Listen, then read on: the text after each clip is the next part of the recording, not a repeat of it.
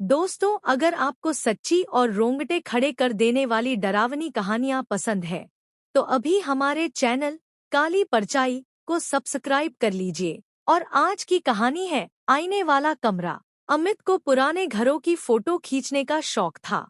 एक दिन उसे शहर से थोड़ी दूर एक पुरानी हवेली के बारे में पता चला, जिसके बारे में कहा जाता था कि वहां सालों से कोई नहीं रहता।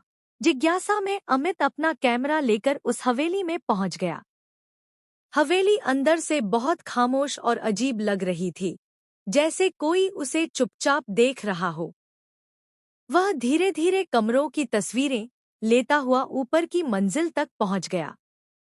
वहां एक कमरा था जिसकी दीवार पर एक बहुत बड़ा पुराना आईना लगा हुआ था। आईने पर धूल जमी हुई थी। अमित ने हाथ से धूल साफ की और जैसे ही उसने आईने में खुद को देखा, उसे लगा कि उसका रिफ्लेक्शन कुछ सेकंड देर से हिल रहा है।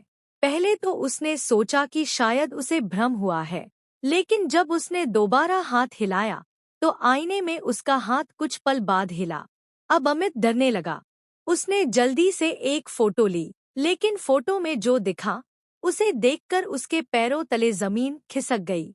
फोटो में आईने के अंदर उसके पीछे कोई खड़ा था, जबकि कमरे में उसके अलावा कोई नहीं था। डर के मारे अमित धीरे धीरे पीछे मुड़ा, लेकिन पीछे कुछ भी नहीं था। तभी अचानक कमरे का दरवाजा अपने आप बंद हो गया और आईने में उसका रिफ्लेक्शन मुस्कुराने लगा, जबकि अमित का चेहरा डर से सफेद पड़ चुका था।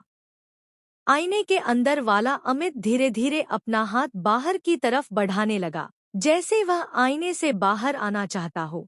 अमित घबराकर दरवाजा खोलने भागा, लेकिन दरवाजा खुल ही नहीं रहा था। पीछे मुड़कर देखा तो आईने में उसका रिफ्लेक्शन अब आईने के बिल्कुल बाहर खड़ा था और असली अमित आईने के अंदर दिखाई दे रहा था।